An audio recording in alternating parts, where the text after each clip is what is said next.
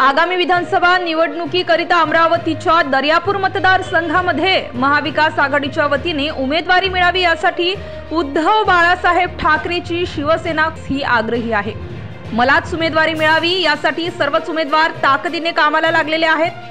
कारण महाविकास आघाडीमधून याआधी काँग्रेसचे आमदार म्हणून बळवंत वानखडे यांना निवडून दिले होते, मात्र आता बळवंत वानखडे यांना लोकसभेमध्ये खासदार केल्याने आता हा मतदारसंघ शिवसेना उद्धव बाळासाहेब ठाकरे गटाला सुटणार असल्याची चर्चा चांगलीच रंगत आहे।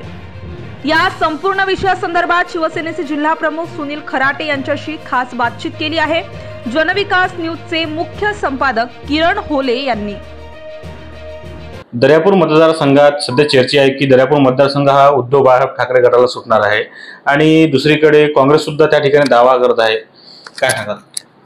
दावा करणं हे प्रत्येकाचा अधिकार आहे, परंतु अनेक वर्षापासून शिवसेनेचा बालेकिल्ला राहिलेला दर्यापूर मतदारसंघ आहे आणि त्या ठिकाणी आमच्या शिवसेनेचं जे नेटवर्क आहे, माननीय आहे, पोटेन्शियल आहे, अत्यंत चांगल्या प्रमाणात आहे आणि त्यामुळे एक जिल्हा प्रमुख म्हणून माझी जबाबदारी ठरते की मी तो मतदारसंघ मागण्यासाठी किंवा परत शिवसेनेकडे घेण्यासाठी मी सर्वतोपरी प्रयत्न केले पाहिजे। त्या पद्धतीने आम्ही आमच्या पक्षप्रमुख आणि वरिष्ठ सर्व नेत्यांना व तिथल्या भौगोलिक परिस्थितीचा, तिथला शिवसेनेचा संघटना बांधणीचा आढावा संपूर्ण दिला आहे आणि आमची मागणी त्यांना कळवली आहे। त्याचप्रमाणे काँग्रेसनं मागणी केली असेल, त्यात गैर कुठलंच नाही, कारण शेवटी महाविकास आघाडी हे तिन्ही पक्षाच्या ज्येष्ठ नेत्यांनी तयार केलेली आहे। त्यांचे निर्णय ते घेतील, परंतु आमची मागणी काय हे त्यांच्यापर्यंत पोहोचवण्याचं काम आमचं आहे। ते आम्ही मागणी त्यांच्यापर्यंत पोहोचली आहे। कदाचित काँग्रेसनं केली असेल, कदाचित राष्ट्रवादीने केली असेल, आम्हाला तिथे त्यात कुठलंही किंवा म्हणजे नाराजी नाही। त्यांनी नाराजी बाळगू नये।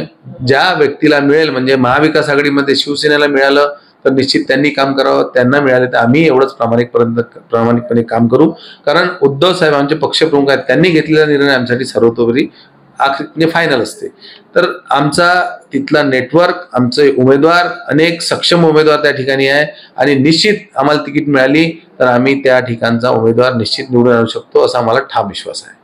शिंदे गटाचे जे माजी आमदार आहेत कॅप्टन अभिजित अडसूळ यांनी सुद्धा मतदारसंघात दौरा चालू केलेला आहे आणि शिंदे गटाच्याकडून त्यांना उमेदवारी मिळणार अशी चर्चा चालू आहे। आणि दुसरीकडे अभिजित अडसूळ आणि दुसरीकडे नवनीत राणा यांनी सुद्धा आता त्याच मतदारसंघात संपूर्ण गावात आभार दौरा सुरू केला आहे आणि महायुतीतून त्यांना उमेदवारी मिळणार अशी चर्चा आहे।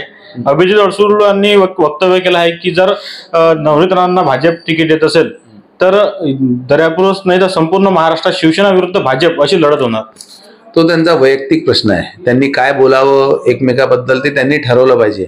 परंतु एखादा मी आता कुठलाही क्रम असतो असा चढता असतो, तर तो जसा आम्ही बळवंत वानखडे जो उमेदवार आज लोकसभेत खासदार म्हणून गेलेला आहे, तर ते सर्वात पहिले ग्रामपंचायत सदस्य होते, मग सरपंच झाले, मग जिल्हा परिषद सदस्य झाले, मग आमदार झाले आणि मग खासदार झाले।